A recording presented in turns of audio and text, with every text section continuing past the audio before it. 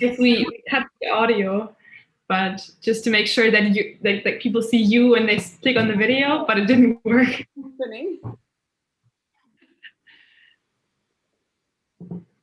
Okay, but we'll wait a few minutes and then we'll start. No problem. You let me know. Yeah.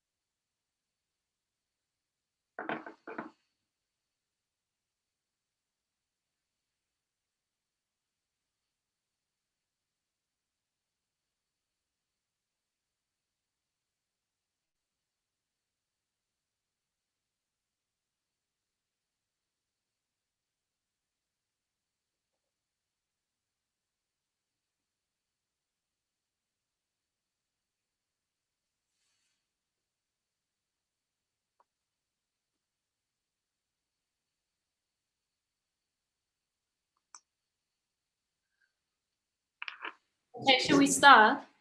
Yeah. I mean, I have to share my screen. Exactly. I've forgotten everything you told me. And okay, great. Can you see the video?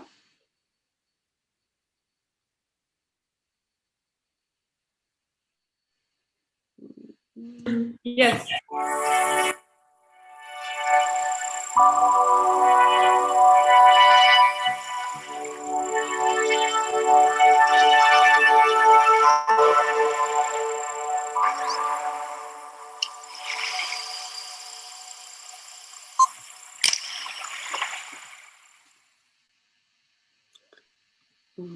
Right.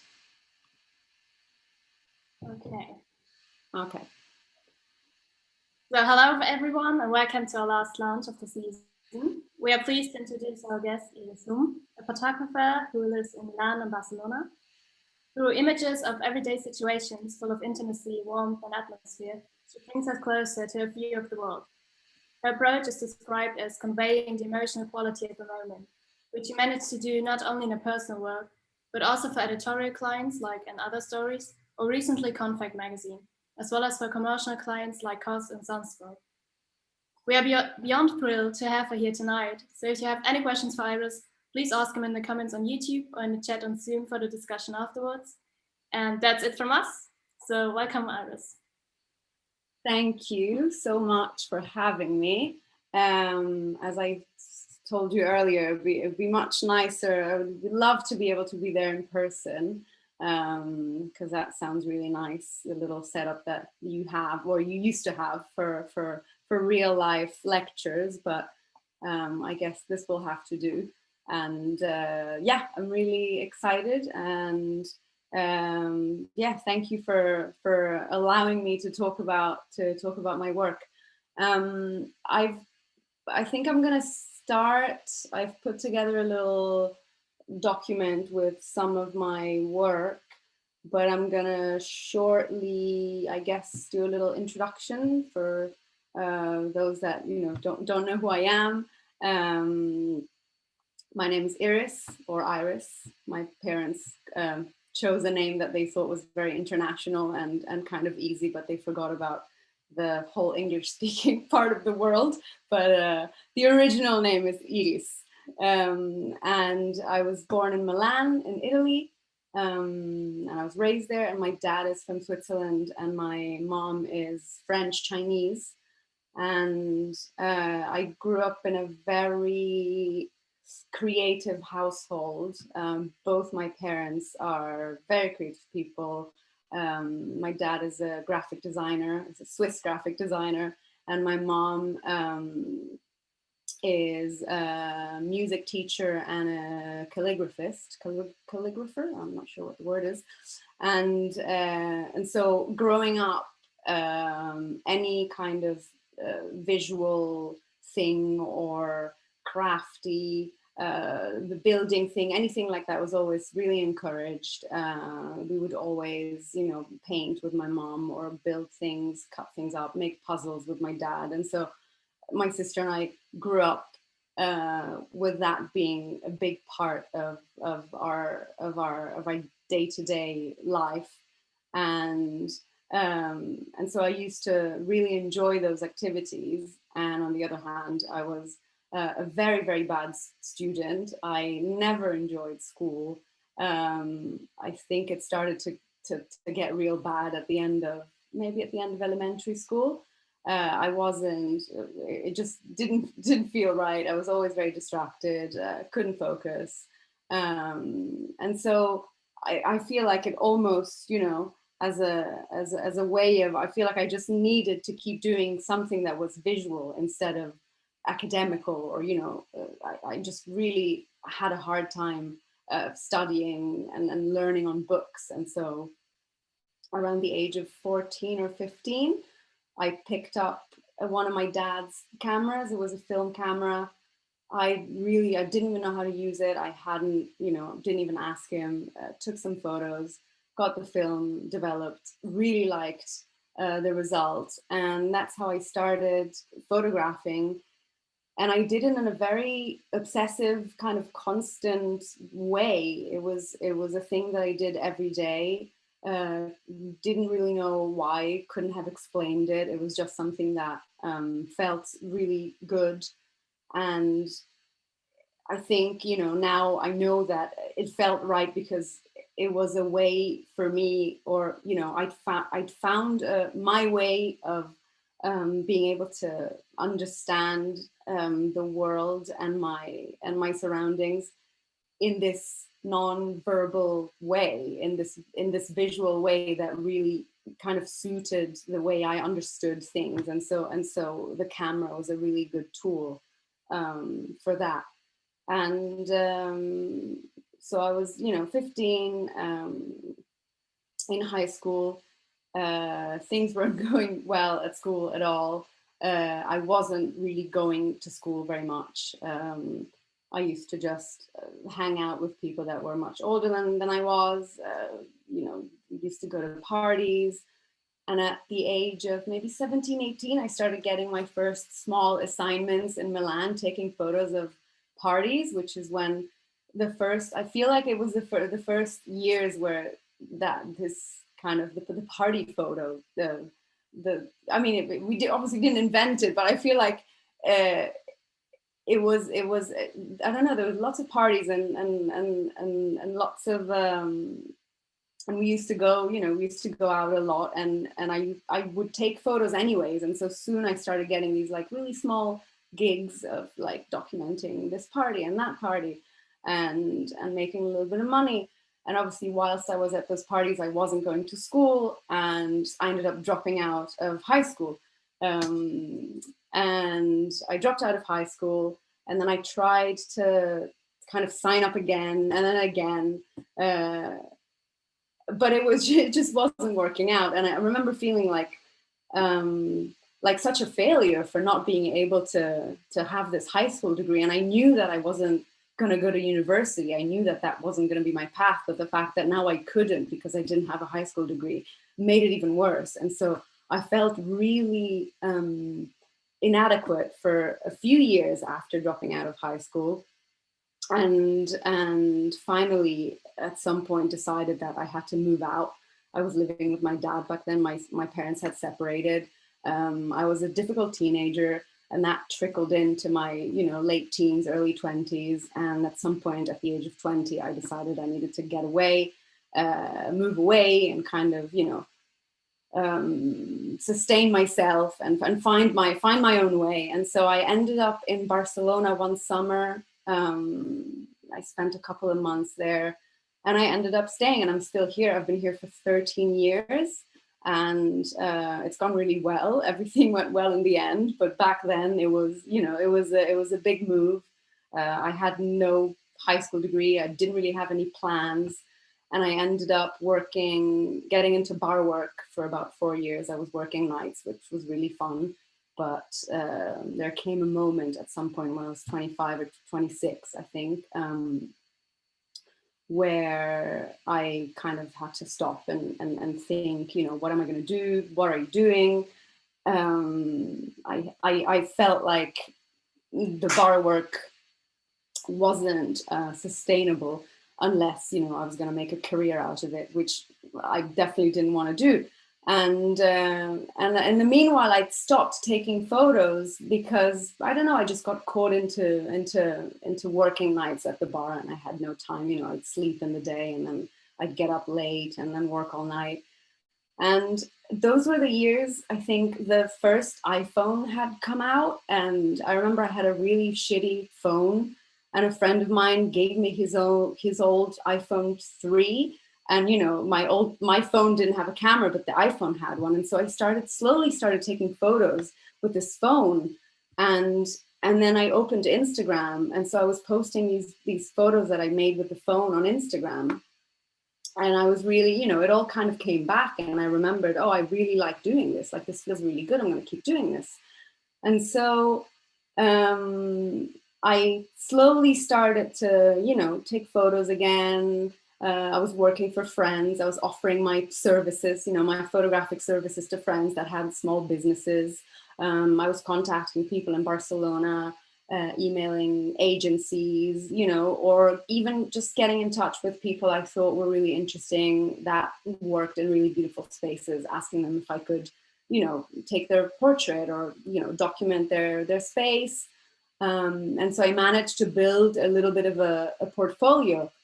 And so, yeah, one thing led to another, and I managed to get a few clients in Spain, and then later abroad. And yeah, it's been going really well. I feel really lucky about how things have happened, and really grateful that I'm able to make a living off photography, which is something that I really enjoy.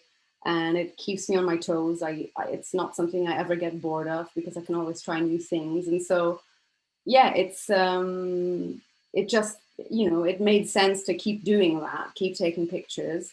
And I've never questioned it. And I still don't, which sometimes surprises me, because I'm like, this can't be that you're still, still happy, that you're still enjoying this. But I still am. I love it so much. And last year I joined an agency in London, and I'm really happy about that. And so, yeah, this is an introduction, kind of like a picture of how I started and where I'm at now. So yeah, I think I'm gonna start the slideshow. See how this works. Okay, I have to click on it. Perfect. So I've put together some work. I'm going to start with my personal work, which I think is the most interesting work and the work I enjoy the most, and I think the work that maybe most defines me. And this is a body of work that I started working on over 10 years ago, and I started working on it without, intending to make something. I didn't really know what I was doing. It was just, part of what I always did, which was document everything. And after a few years, I realized that I had quite a bit of material. And this is these are all photos that have been taken at a house we have. My family, my father has a small kind of cottage on a lake in Switzerland, where we've spent, my sister and I and my family, pretty much every summer, every holiday since we were born. And so I started taking photos when I was, younger. And I think, now I know that I was taking these photos in a very instinctive, in a very emotional way. And I feel like it was very necessary for me, and it still is very necessary for me to make this work. And I also realized that taking portraits of people that were close to me, and specifically this work is about my father, felt like the right direction for me. It felt like something that it felt good. It was like almost therapeutic in a way. And all these images that I take really help me. I think they just really help me understanding myself and the connection I have with my father, with my sister. And when I look at them, I can see almost, it's interesting for me to observe how these photos change through time, how they evolve, and how, in a way, they reflect the experience. This is the house. They reflect the experience I'm having with my family in a particular moment in time. And so we change and we grow up and we evolve. And so does the way that I take photos of them, if that makes sense. It's like some kind of dance and some kind of collaboration. And yes, so I'm always, every time I'm there, it's weird because I go and I'm supposed to be on holiday, but it doesn't really feel like I'm on holiday because I'm constantly making this work. And when I look at these photographs, for me, I feel like they will, the ones that I already have and the ones that I'll take in the future, they'll just show me everything I need to know about us and about my family. And this is my dad.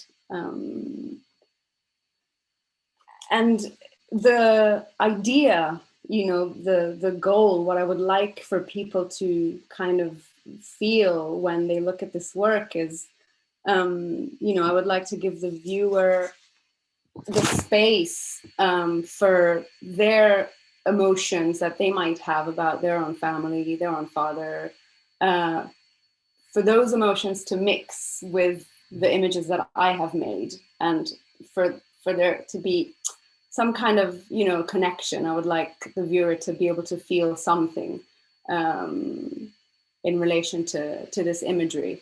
And this is the lake, and my dad's been obsessed with this lake for his whole life, and so there's a lot of pictures of him swimming in the lake, and he always says that that's the only time he feels at peace is when he's in the lake, which I think is really nice, and I really relate to it. I feel like in the family we will become completely obsessed with this lake, which is very cold, by the way. It's a glacier lake, so it's always very freezing, very fresh, and so yeah, it's I try to. I focus on light and warmth and composition a lot, because that's how I feel like I know how to make pictures. But with this work, I also try to capture the feeling of a scene alongside its beauty, because it's, you know, the setting is very beautiful. It's this beautiful mountain lake, this beautiful house, but I would like to, you know, go beyond that, and you know, it's a journey, and I'm constantly learning myself, and I feel like every time I'm there, I approach it in a different way. So I try new ways of photographing, and I feel how the energy is, you know. When I'm photographing my dad, is he there in the frame? Like, what do I feel when I'm photographing him? What do I feel when I look at the photos I've taken of him? What feelings arise? You know, it's a very, yeah, it's a very personal, it's obviously very personal for me as well. And I feel like I'm working on I mean, this is eventually going to be a book.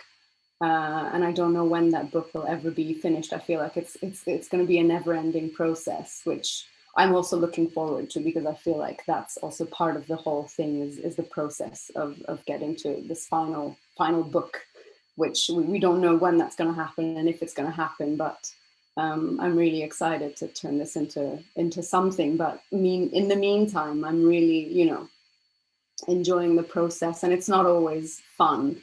It's sometimes very hard, because the relationship I have with my father is not, it's complicated sometimes, because I was a very difficult teenager, and we're still working on overcoming those years, and so I feel like the photography is a certain, you know, it's almost like a therapy, like family therapy. And yeah, so I'm either, you know, either completely excited about this project, or absolutely disenchanted with it. And I kind of love those two very contrasting feelings, because I would never want to feel apathetic about it. I would never want to not really care. So I really like that there are these two feelings of me being really excited, like really elated, or absolutely hating every picture I've taken, which, you know, it really keeps me on my toes. It's like a driving force to keep making this work. And yeah, it's, you know, sometimes there are a lot of pictures, you know, that you're seeing, and there's also a lot of photos that I haven't taken, because part of this process is also, you know, observing and not taking a photo, knowing when to not take a picture, and instead notice some small nuance in character or something, and then you're ready for the next time, because you'll know that has happened, and you'll be able to tell the next time, and then you'll take the photo. And so it's also like a balance between knowing when to take a picture and when to not take a picture. And yeah, I feel like ultimately this whole body of work is about communication and the relationship that I have with my family. It's about how to make yourself vulnerable, and yeah, I really feel like this will make us grow and learn things as a family. And it's a project that is very dear to my heart. And oh, these are some photos of me when I was little, and you know, the house still looks the same. The photo in the middle on top is my dad painting the lake, and yeah, everything still looks the same. The lake is still the same, and I love that the house has kind of stayed like this, and we grow up, but the house stays the same, and I really love that. So yeah, so this is this would be my, you know, the main focus that I have in general. I always, you know, this is what I'm most excited about always, is to get back to that mountain lake and to that house, and to make more work. And I'm absolutely obsessed. You can say I'm obsessed, and I feel like I'm always working when I'm there, but I really enjoy it. So yeah, this is it for personal work. And now I have, oh, okay. This is, okay, fashion and editorial work, and some portrait work as well. So this is my, I would say that my second favorite kind of work is definitely editorial, editorial assignments and portrait work. And I like to approach these assignments in a very similar way that I approach my personal work. So it's, about trying to capture a certain quality of something, an emotion, something that's happening in a scene, in a moment, and being able to capture the light and the warmth of it. And the goal, would be for the viewer to kind of being able to imagine what it would be like what it would feel like to be in that scene. And so this was an assignment. It's also really interesting because, you get to meet people and go to places that you maybe normally wouldn't meet or wouldn't be invited to, just because, you're lucky enough that someone is sending you to document or to take a portrait of someone. And so it's a very intimate process because you get invited into someone's space and you have to take a photo of someone. And it's a very, it's a very psychological, and I'm very interested in psychology, and it's a very psychological process because you have to, make the person that you're photographing at ease. And that's only possible if you're at ease with yourself. And so it really, it's an exchange, and it makes you realize things about yourself as well. And I find it really interesting and really challenging. And I feel like, in the end, you realize that we're all the same, but we all use different tools to hide, to kind of mask our vulnerabilities. But beyond that, there's a big need for connection and intimacy. And I feel like the way, the objective when taking someone's portrait is to be able to, enable the person that you're photographing to be seen without you getting in the way, if that makes sense. So, trying to take a photo without them posing like they're posing for you, or posing in a way that they think that you want to see them. Try to go beyond that and be as open as you can. So this is some fashion work. I like to work outdoors mainly. I don't like to be in a studio. I like to be outside. I like to work with natural light and with available light. I feel like that's what I do best. And I also, I don't shoot a lot of fashion. I started doing it recently.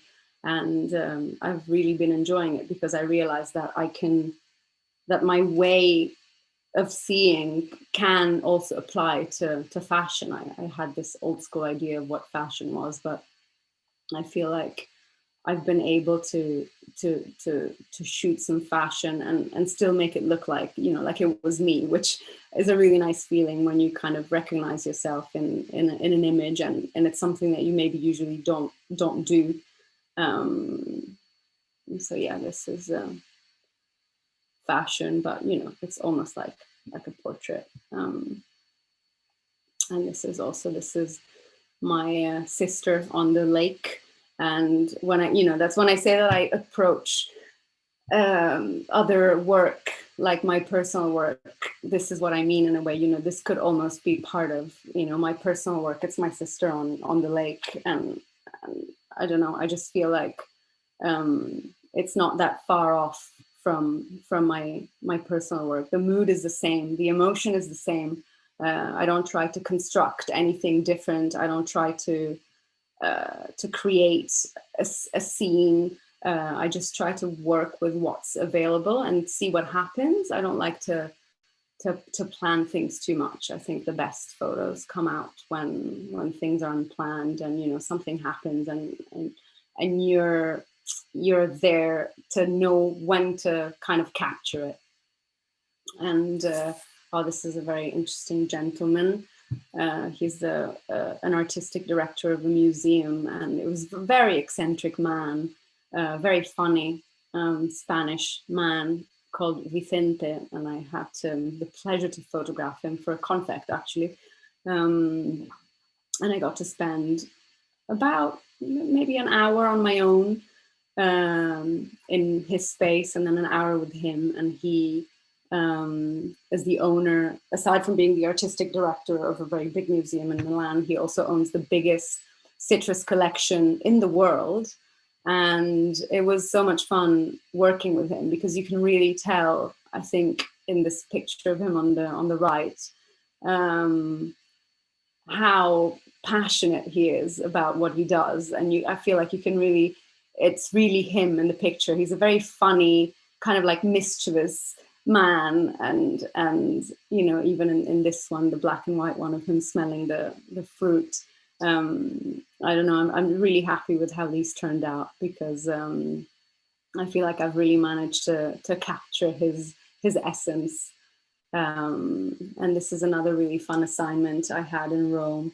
I had to take photos of, you know, a few people that worked in either the creative field or hospitality. And these are 4 brothers that own a restaurant in Rome. And as I say, I don't really like to plan my shoots. And so, you know, I had 2 days, and every day I had maybe 5 people that I had to go, 5 different situations that I had to go and photograph. So it was quite a tight schedule. And I hadn't seen any of the spaces that these people had. I had no idea. I would just turn up, and then I would figure out, you know, a way to photograph them. And when I got into this restaurant, I looked at that wall, and I said, oh, let's just, you know, I think it was 10 in the morning. And I told them, why don't we, you know, instead of me just taking a portrait of you, why don't we just have a lunch? And so we had lunch at 10 in the morning. And I love this photo because they instantly kind of, you know, they kind of forgot I was there.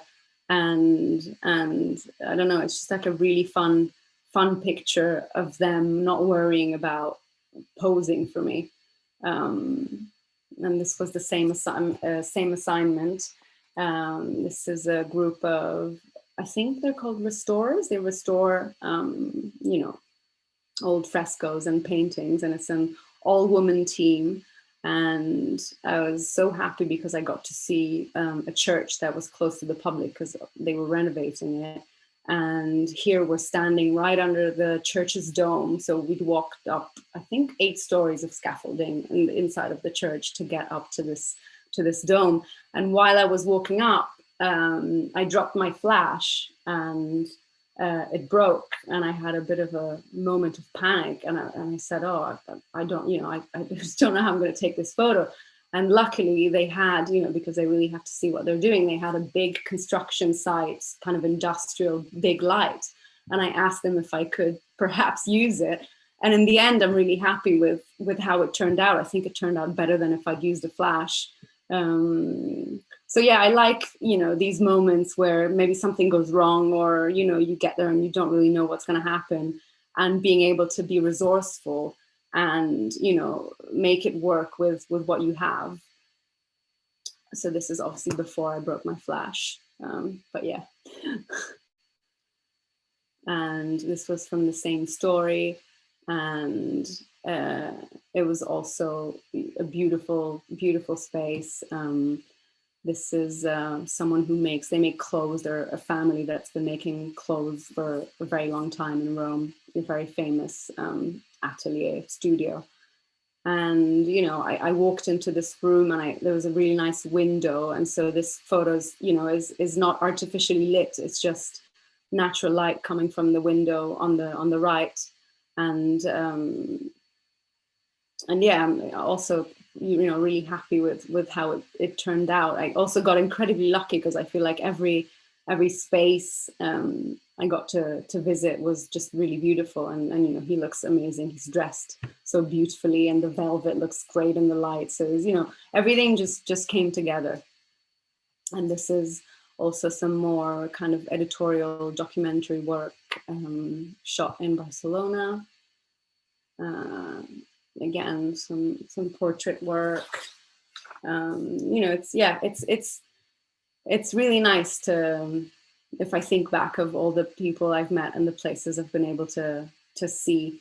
And I'm a very curious person, and I'm very open, and I always do research on the subjects I'm going to photograph. I like to read about them, look at interviews, you know, almost like try to get to know them before I'm going to take their picture, and not kind of rock up without knowing what you know, who I'm taking a picture of. And this is a Dutch architect who designed this chair, and I really like the picture on the left because they asked me to take a portrait of him, and so I took a portrait of him. But then, you know, the chair he designed looked so good, and he'd been sitting on it 20 seconds before that, and he stood up and left, and I took that picture, and I really like it. I don't know, I feel like it's almost like he's the chair. It's like it's a portrait of it's a picture of an inanimate object, but I really feel like he's there somehow. So I also like to play around with the concept of what a portrait is. This is another very interesting guy. He is one of the few, if not one of the only, non-North Korean people that works with the North Korean government. Super strange, very interesting guy. Currently lives not far away from Barcelona. The Spanish government has confiscated his passport because of, I don't know why, he can't leave the country. Anyways, absolutely loves North Korea. Here's he's wearing here the traditional North Korean suit, and this was an assignment for Bloomberg Business Week, and I got to spend a couple of hours with him at his he has a little cafe just outside of Barcelona. And it was a really fun shoot because he's a really peculiar person. He's a grown man, but somehow kind of feels like a child. And he was so proud of all his, he has posters and books, and it was a really surreal situation to be in. I really like these photos, and I feel like I did a fine job in photographing him. And this is some interior work, which I used to do a lot. And it's a beautiful house of this Mexican artist in Mexico City. And this is a friend who's he's a young French musician. And I also, got to spend a couple of hours with him, or maybe a little more, in his apartment and take some photos and kind of, document his little apartment. And it's, this kind of work, it's really nice when I like it when I get a lot of time with the person I have to photograph, because you really, you're really able to get to know them a little bit and connect. But a lot of times you get 5 minutes to take someone's portrait, and you don't know where they're going to be, what the location is going to be. And so that's really tricky. I also love that because it's really challenging. It's incredibly stressful. There's a lot of adrenaline. I've taken photos of a few Barcelona football players, and you really have 5 minutes with them, and that's it, because they're superstars, and so you have to be quick. And so once again, I never plan anything, and so somehow it ends up working out. But yeah, sometimes you get a few hours if you're lucky, and sometimes you get a couple of minutes, and but it's always quite fun. Okay, now I've put together a little bit of, commercial work, which may not be the most exciting work, I'm aware, but it's just so you get an idea of, how what I do translates, into my work, because that's what pays my bills. And I try to, just like my editorial, my fashion work, I really try to approach it in the same way, because it's the only way I know. And I know that that's what works for me.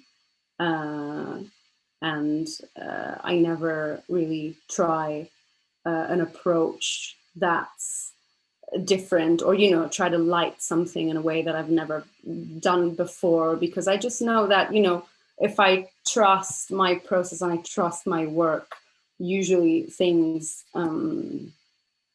end up fine. And I used to, when I first started out, I used to make the mistake of trying to kind of photograph in a way that I thought the client wanted me to, so in a more commercial way that was less me. When really, you get hired because of the work that you do and that you've already done. And so if you do your thing, you're going to be fine, which is something that took me a couple of years to realize. I just didn't know how to trust that my way of seeing was transferable to commercial work. But in the end, I got, really lucky, and I still get really lucky, because I feel like a lot of commercial work that I get, a lot of commercial assignments that I get, I can really relate to, and I'm always happy to shoot. I'm happy with everything I get. I get excited about, maybe because I love my job so much, but I've never not enjoyed a day of work. Yes, sure, it's tiring sometimes, and it's stressful, but in the end, I've enjoyed every assignment, and I've been really lucky to get assignments that really fit my style. Like even this photo, it's for Airbnb, and it could, I took it the same way I would take a picture of my dad by the window. There was nice light. There's, I've only used sunlight, nothing else, and it ended up working out. And so, yet again, I don't like to plan things, and obviously, when it comes to commercial work, it's really hard to convince the client that that's how I work. But a lot of times, you'll have your there are big budgets, and so the clients wants to make sure that that everything goes according to plan. And so everything, you'll have these different setups, and I'll take the picture with the setup that we've agreed on, but then in between those pictures I'll usually try to take something that's maybe a little different, or change something slightly, or the point of view, try different options. And a lot of times those are the pictures that end up getting selected, because I feel like the shots that happen in between the official shots are more, are more authentic, they're more real. And it's hard to, and that's what I kind of try and look for when I shoot commercial work, is to try to convey this like mix between an emotional like play of light and color and human interaction, the joy of connection. And sometimes I am in a studio, I'm choosing the location, I'm scouting, I'm controlling the lights and all those things. But those are all factors that are really, I feel like they're really missing the point, because the point is always the same, which is, I want to try to communicate something about an experience and an emotion. And so the whole planning part, sure, can be helpful, but in the end, it comes down to being able to communicate a feeling of a moment. This is the Barcelona, this is the football team. We had 3 minutes to take photos. It was incredibly stressful. It was the first time I'd worked with them, and then I worked with them many times after, but this was the first time. And I remember, and I don't know anything about football. I didn't even know who Messi was, no idea, which helped, because obviously, if you're their biggest fan, it's even worse, because you're doubly nervous. But because I didn't know who they were just, a bunch of guys walking out in suits. And so it was really funny. And I'm really happy with this picture, because they all look great in their suits. But yeah, it was incredibly stressful. And I think I just took hundreds of pictures, like without even looking. I was just desperate, kind of running, sweating. It was crazy. But then, we got a good picture in the end. And this is, yeah, still life kind of work. And you know what I mean?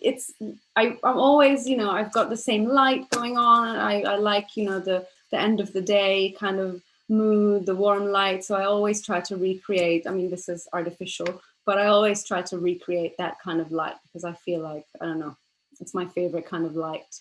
And I'm for sure obsessed with it. And I feel like it just gives the scene a warm touch. And this is some, well, not fashion work, but yeah, more editorial work. And this is shot at my house in Switzerland with my sister and a friend. And it's also shot in a very spontaneous way. Absolutely not planned. We just spend the day at the house, and then we see what happens. We kind of work with what we have. We go along with it, or if it doesn't work, we try something else. But yeah, and this is some more still life work, which I really enjoy, because I like taking portraits of people, but I also really like still life. It's a different world, because obviously you're much more in control, because it's inanimate objects, and so you put them there and they stay there, and that's it. It's all about composition and light, which is something that I'm really interested in. And so yeah, and it's commercial work, but I still, I look at it and I think, oh yeah, this looks like I've shot it. It doesn't look like it's far away from what I usually do. And yeah, this is from the same story. And this is a small section at the end that I've called diaries, because I didn't know how to call it, with some of the images and the pictures that I take in my day-to-day life, because I always have a camera on me, and if I don't, I have my phone on me, and it's like an extension of my brain and my heart. I'm always taking photos, and I feel like they all have a similar, or I hope that they all have a similar kind of feel to it. And it's more like, little snapshots that I take along the way. And yeah, as you can see, all of it is always natural light. I really don't care about, I'm not interested about the technicalities of photography. I didn't study photography, I'm self-taught. And so I feel like it's just about, using your heart more than your brain when you're taking a picture. It's about knowing how to transfer a scene into an image. That's the lake again. There's a lot of lake. So yeah, these are just little snapshots. With my sister again. And I think this is it. Yes, this is it. Oh, I see you clapping, but I can't hear you. Thank you so much. It was so interesting. Oh, thank you. I hope it was, helpful and clear. Sometimes I can ramble on. No, it was perfect. I loved it. Happy. To the questions. Yeah. And we prepared some, but you can also ask questions still in the chat. I saw that you worked on 2 moving images, I thought was it called, under the folder moving images. And I was wondering, what difference can you find in capturing a situation on a still image, and how do you work differently when you work on moving images? Yeah, it's really tricky, because I have done some motion work and I really enjoyed it, but it's such a different process from taking a photograph. It's like, well, first of all, you need, sorry. Can you stop sharing your screen, maybe? Oh yeah, sorry. You properly. Perfect. Sorry. Okay. Yeah. As I was saying, I've done some motion work before, and it's I love it. I really enjoy it, but it's definitely different from from taking pictures, because if you know, a photograph is this one thing, it's just one frame that you're capturing, and motion is a lot more than that, and then it involves, you know, a good edit. You have to kind of put it together, it has to make sense, you have to really, it's like a different way of capturing similar emotions. But I feel like video is, at least for me, much more complicated, maybe because I'm, you know, I'm more comfortable with the photography part of it. And then I also like the fact that in photography I can be, you know, on a commercial project, I can be, you know, I can have a smaller team, whereas with video, it's, you know, there are a lot of people involved.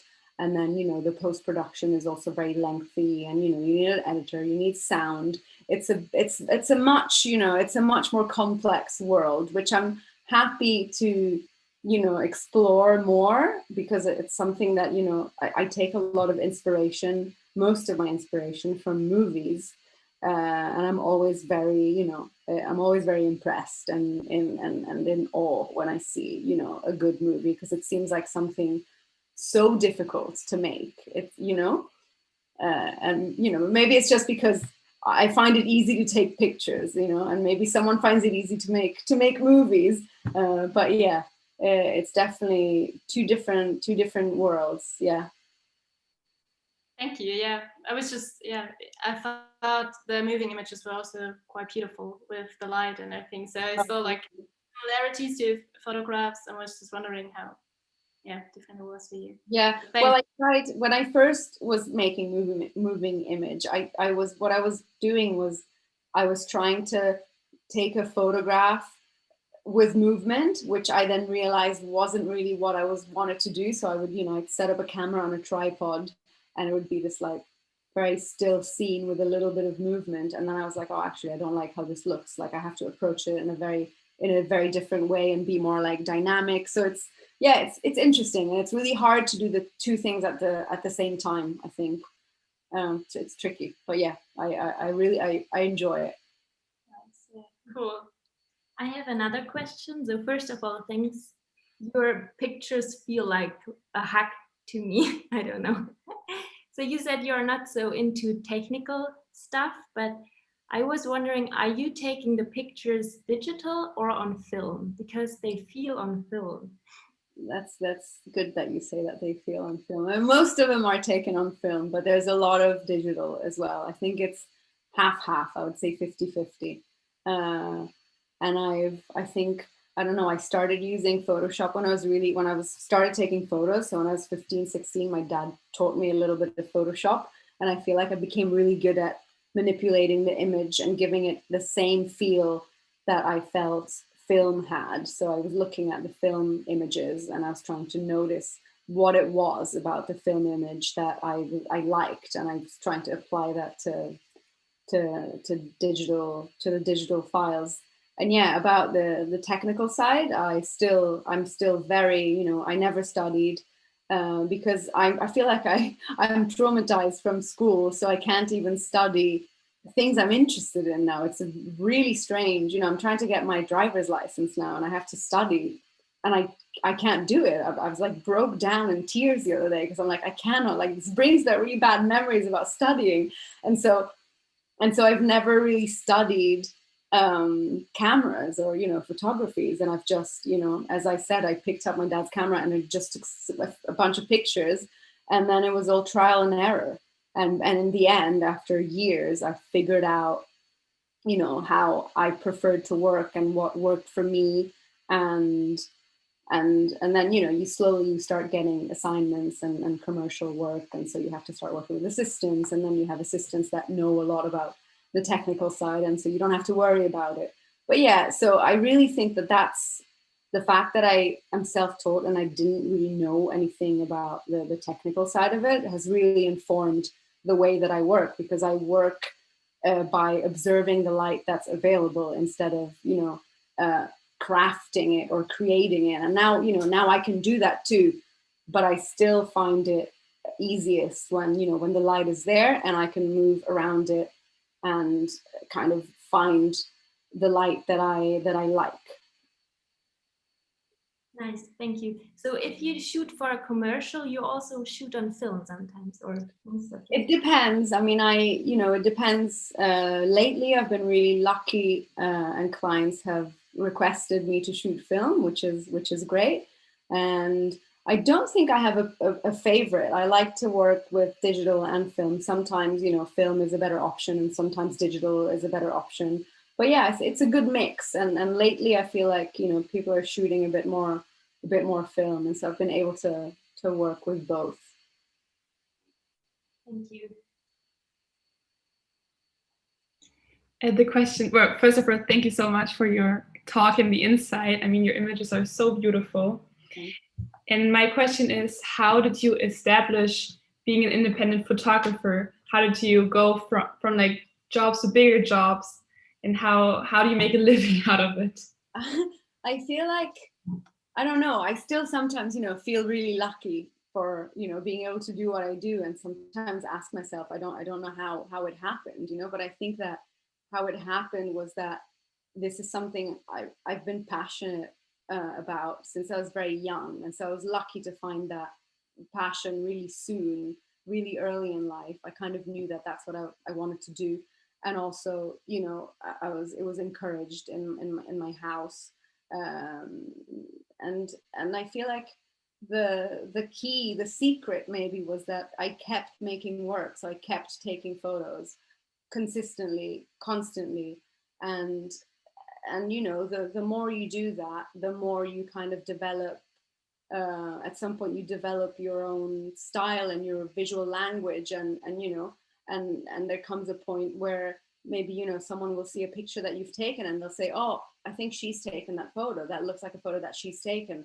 And you keep making work. And then I reached out. I mean, it was hard work, because I was really insistent as well. I would reach out to editors. I would, watch a lot of movies, read a lot of books, look at photo books. I was looking at my favorite photographers, trying to see who they were working for, what they were doing, and contacting people. A lot of networking, and emailing people.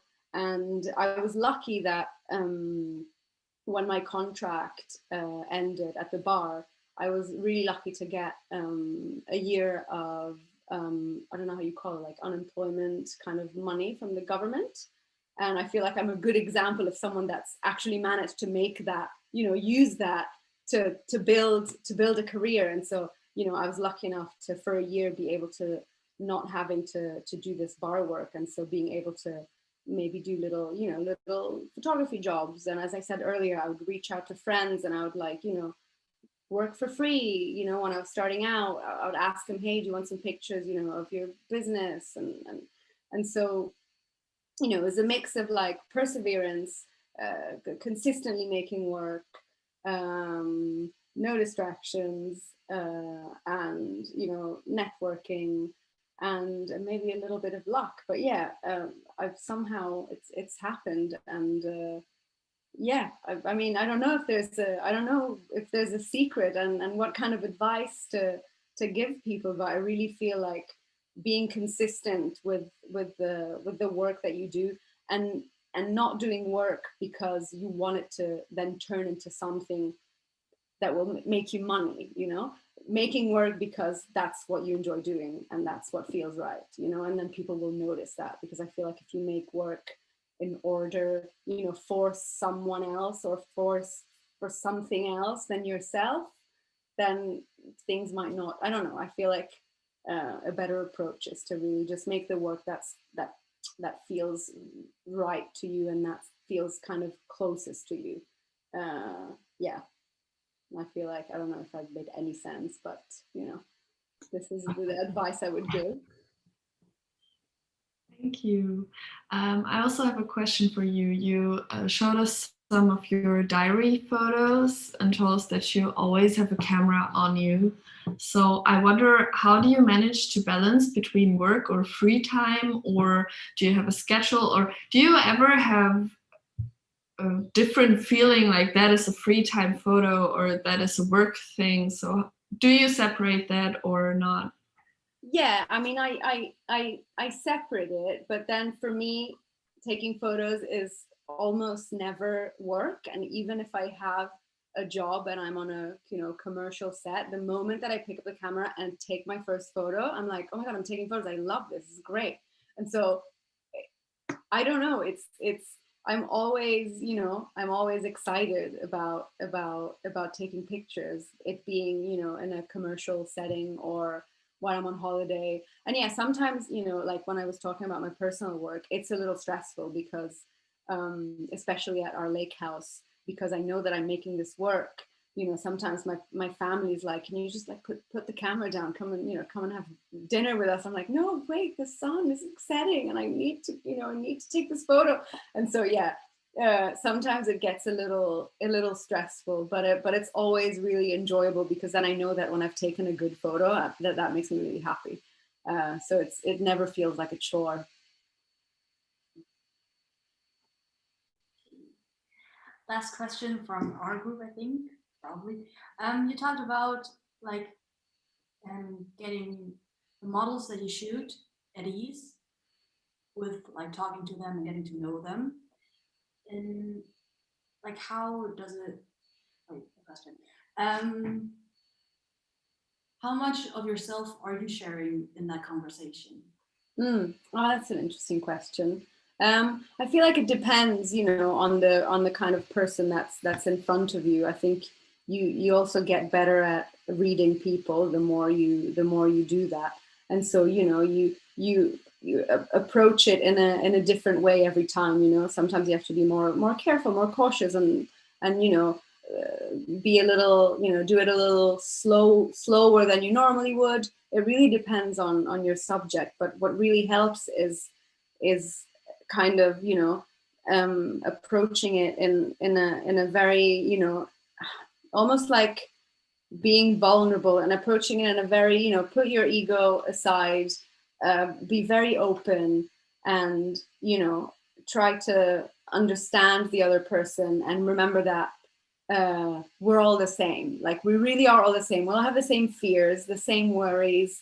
You know, so even if you're photographing someone that you're very nervous about taking a photo of, you just remember that they're just like you.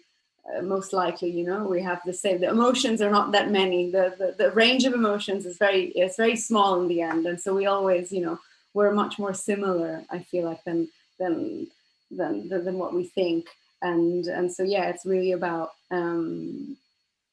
trying to create that environment, like a safe environment, and creating the ease, so that the other person is able to, you know, yeah, feel safe and kind of and relax in front of you and not feel like you're stealing a picture, you know, or so yeah. And it's really interesting. I love the process because, as I said, I'm really interested in you know, how people work and psychology, and so it's always a really interesting process and a good exercise, I feel like, because it really confront, you know, you're confronted with yourself as well. It's always a reflection of how you present yourself to the world. So yeah, it's definitely super interesting. But do you also find them to be like interested in yourself, like them asking you questions in return? Like, are they staying in the role of the model, like during the job? It really depends. I mean, sometimes you get, you know, you get a conversation going, like, you know, with the man with the lemon guy. I love him. He's great. You know, he's a really funny guy. He's asking me loads of questions, and you know, he's the director. He's Catalan, but he works in Italy a lot, and so he speaks Italian. And as soon as he found out that I was raised in Milan, he started speaking Italian to me. And so it was a very, you know, it was like a chase. It was like a dialogue. It was like a back and forth where he would do something, and I'd be like, oh, actually, can you do it again? Or like, stop, you know. And every time you approach it, you know, you find a different way to kind of, you see what works best with the person that you're photographing, and it's not always the same thing, you know. And then you kind of find your way in, and yeah, it's always very fun.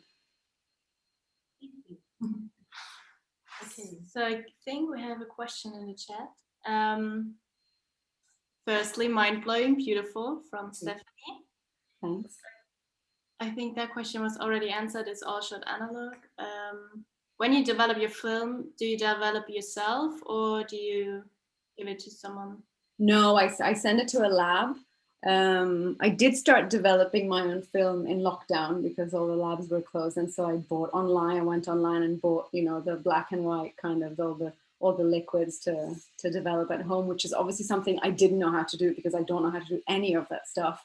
And yeah, so I called a friend, a photographer, a friend of mine, on FaceTime, and he gave me a little lesson on how to develop your film at home, and it was really fun. I don't know if you've ever done it, but it's really, it really is like, oh my God, this is magic, because you know, you take some photos and then you have, and you do it all yourself at home, and it's very fun. But no, most times, I mean, it would take so long to develop your own photos. It's such a, it's, you know, and scan your own photos. Like scanning your own negatives is the worst, because all you're doing is like cleaning dust from the photo, like, and yeah, definitely not fun. It's fun for a while, but then, you know, now I get a lab to do all the dirty work. Nice. Yeah. Okay, the next question is, just a few of the pictures were taken with flashing light, right? So mostly, yeah. Do you use flashlight often, or? I mean, I use it when, you know, when I have an assignment where, because I usually, when I light a scene artificially, I like to use lights that imitate the sun. So they're called, you know, they're HMI lights that are the same as like sunlight would be, because that's the light I'm most comfortable with.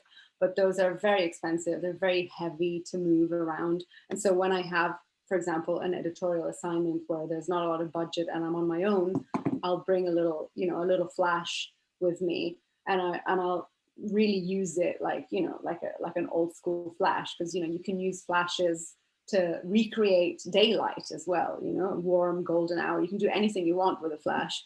But I just use like a little flash on top of my camera. And yeah, I used to not really take any photos with flash, and then one day I tried it, and I said, okay, you need, you know, it's always nice to try something else. And I thought that the pictures were going to look like, you know, like they weren't my pictures. And in the end, I looked at them and I was like, oh, actually, you know, this could work. Like a mix of styles could work, and I still can put my, you know, my input in a photo that I've shot, using this like really direct kind of flashy, yeah, way. Yeah, it's also a style, like it has more contrast, so it's a little bit harsher than sunlight. Yeah. Then the next question is, what digital camera do you use mostly? I use, okay, questions about gear. I have a few. I have a for work, I use a Canon. It's a Canon Mark IV, I think, which is just, you know, it's a good digital camera for work. It's nothing special. I don't love it, but, you know, it does the job. And then I have, oh, it's here actually. I have this is a small digital camera, which is a Ricoh, which I absolutely adore because the pictures look like they've been shot on film, and also looks really great. I like how it looks, and it's very small, so you can, you know, this is my holiday camera. And then I have a few. Whenever I'm traveling, I always have a tendency of bringing too many cameras with me, and then I always end up using one, and I'm just like, oh, and they're, you know, they're pretty heavy, and then at the airport you have to take everything out because everything is batteries, it's electric, and so always I have to get to the airport like a half hour before, because I have to open my bag and just like, and then I have to ask, you know, if they can hand check the film, because I don't want it to pass through the x-rays. And so yeah, I have a lot of cameras, but I always end up using, you know, the same two. But yeah, the digital ones are the Canon, and this small, the Ricoh. Okay, then the next question from Felix is, what's your favorite analog camera? Favorite analog camera? Oh, where is it? I'm gonna go get it. Wait. It's because I just recently bought it, and I'm really happy with it. And I like this little thing that it does when you turn it on. which is that the lens come out like this, which I think is very satisfying. And it's a Minolta TC1. And I love it because it's so tiny. Like, look at the, you know, this is the one from before, which is also quite small, but this is really, really tiny. It fits in your pocket. And yeah, I love it because it's just so small. You can, I always, pretty much always have it on me. And yeah, definitely my new favorite camera. I've only had it for about a month, but yeah, it takes amazing, amazing photos. Nice. Then I would have another question. You were talking about that you joined an agency, and I was just wondering, what are the perks of agencies, and how does it differ from you working alone and working with an agency? Yeah, I mean, I was looking, I'd been wanting to join an agency for, you know, for a few months, maybe for like half a year. I've been looking around, and the agency I joined, I was so happy when they kind of asked me to join, because it was in my top 3. I think they were my top, like my favorite agency. And I'd emailed all the other ones, but I hadn't emailed them because I was too scared for them to say no. And so I was like, I'm not gonna do it until I'm ready. And then luckily someone introduced me, you know, it was all really luck because someone knew someone there, and so they introduced me. And yeah, I mean, the what I love about having an agent is that you don't have to take care of all the tedious negotiating of the fees and the contracts, which is something I absolutely hate doing because it's really not, you know, what I enjoy. I've never been good at it. I've always struggled. You know, it's hard to put a price on your work and having to negotiate it yourself. You know, but I did it. But I feel like the agency was a real step up in that sense, because, you know, they're able to negotiate much higher fees. You don't have to do that anymore. You know, they get your work seen by bigger agencies that you maybe wouldn't be able to, you know, to have access to if you're freelance. And, you know, they've been, I think they've been around for 15 years, so they have some experience. And yeah, so it would be really hard for me now to go back to not having one, because now, you know, I get an email from a potential client and I forward it straight away to the agency and they take care of it. And then after a few days, they come back to me with the plan, and I don't have to, you know, I don't have to take care of it anymore. And that's really nice. And at the beginning, you know, it's hard because I was used to doing everything myself. So I was always, you know, liked being in control of everything and knowing what's going on. And when you're in an agency, you don't know what's going on as much because they're, you know, they're dealing with it. They're dealing with it for you. And so, you know, you really have to trust the agency that you're with. And I'm really happy that, you know, I found an agency. The agents are all really lovely. They're really nice people, which for me is really important, to work with people that I also, you know, think are very nice people. And so yeah, it's nice in the sense that, you know, I don't have to worry about that part of my job anymore, and I can focus on taking photos, which is, you know, what I enjoy doing. Perfect, thank you. I'm just looking if there are any questions. No, you are. Oh, you answered this in your question. Yeah. Do others have any questions left? I have another one. You mentioned you were looking to like other photographers and books.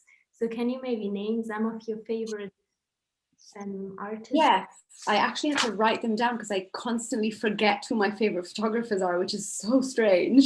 But yeah, I really like the work of one of my favorite photographers. Her name's Sean Davey. She's English, and I really like her work. She was a therapist for many years and then quit her therapy work and started taking pictures.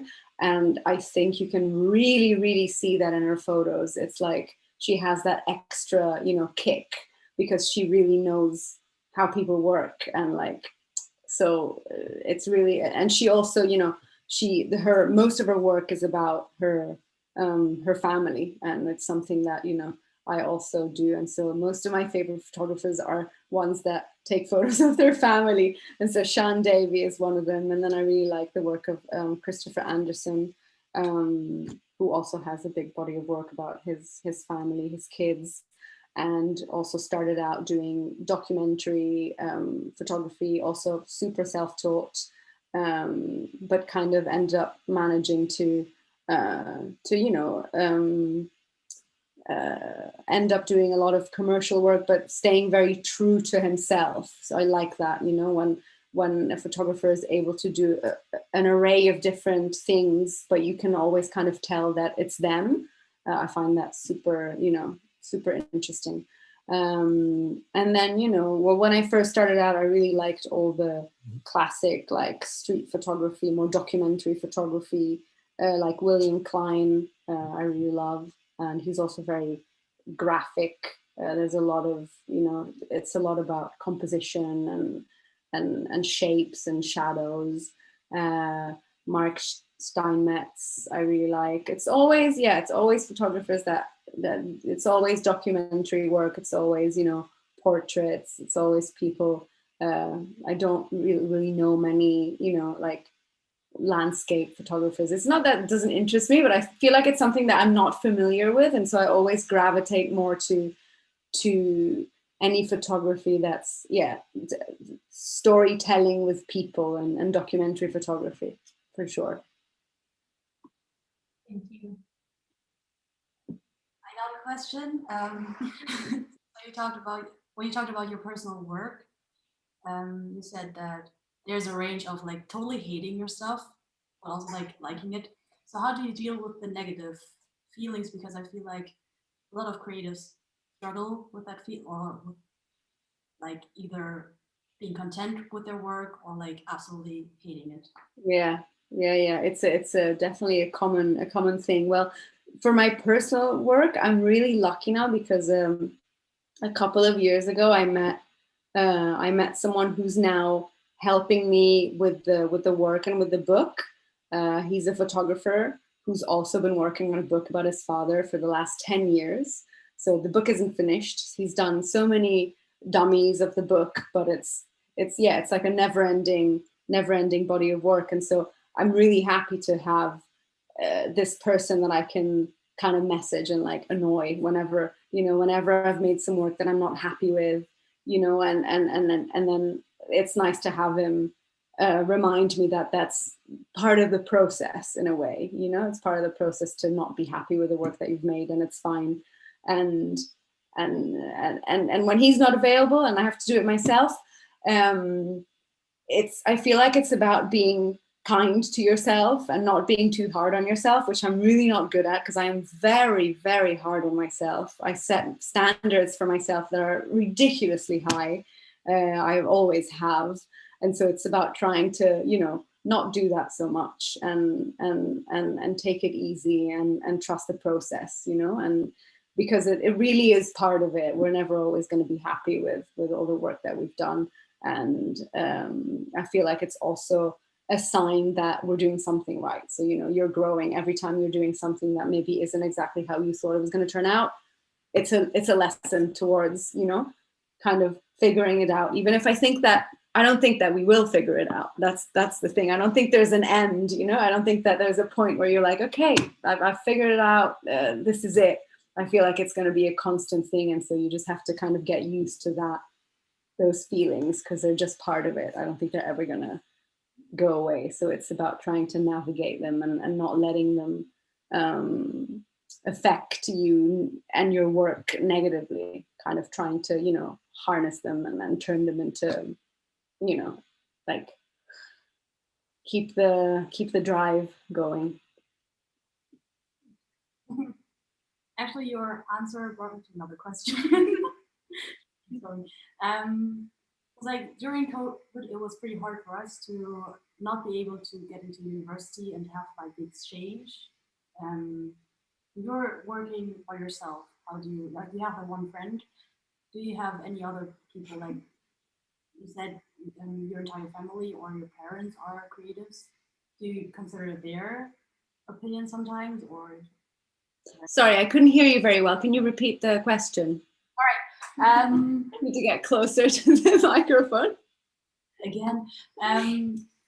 So during COVID, we weren't able to get into university, so which led us to not having or not being able to exchange like ideas and all that stuff.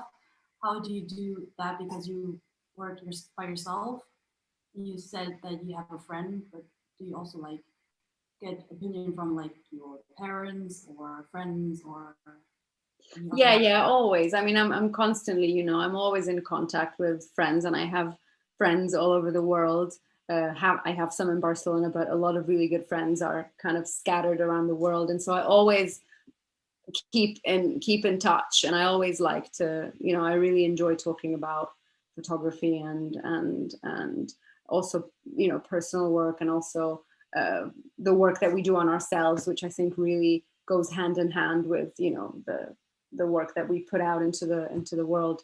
And so yeah, it was the lockdown. We had a pretty hard, I don't know how you had it in Germany, but we had a really hard, intense like lockdown in Spain. We had 3 months of real, it was grim. And yeah, I live on my own. And so I spent, and I locked down properly. I didn't, you know, see anyone. I would see a friend in the market occasionally. And it was really hard, but it was really, I don't know, I'm really happy in a way,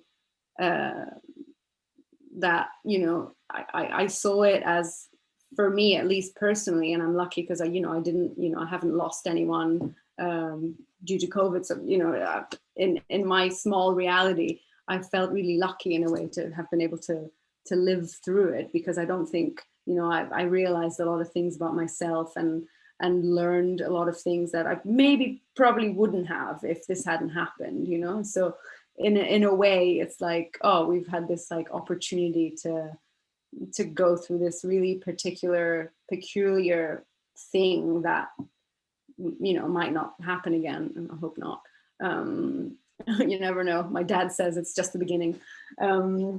But yeah, so it was hard. And yeah, I do work on my own, you know. I wasn't, you know, and I stopped working for a while, so I had to entertain myself, and that was really hard to try and, you know, fill my days, because a lot of my friends were still working. They just, you know, they were working from home, so they still had their jobs, and I was just like, okay, I don't, you know, I don't have work anymore, so I have to. And I love work, and I feel like these months taught me, or kind of were a reminder to not make your work your only, you know, value. Because sometimes we think that, you know, in this society that we live in, is that, you know, your work defines your value as a human being, which is completely ridiculous. But I feel like we have to remind ourselves that that's not the case. And so I feel like this break really helped me work on that side of things, you know, of not feeling like you're a failure if you're not making, you know, if you're not working, and that, you know, you're also a completely separate person, which is tricky, because I feel like the work that I do is so personal in a way that sometimes, you know, the things kind of, I feel like it's all kind of blended together. But yeah, I feel like it really helped me realize, or kind of, you know, I already knew it, but it really helped reinforce this idea of, oh, you're not, you know, you are not your work.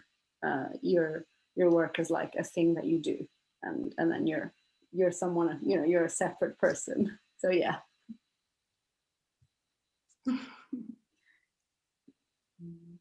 Those are the three questions. Yeah. Okay. Thanks for your answer. So I think we got every question for now. Yes.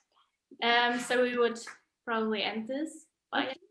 So I just want to thank you all for joining, and we had a lot of fun this season. So it was the last one, but we had a lot of fun, and we're happy to have Iris Humm here tonight.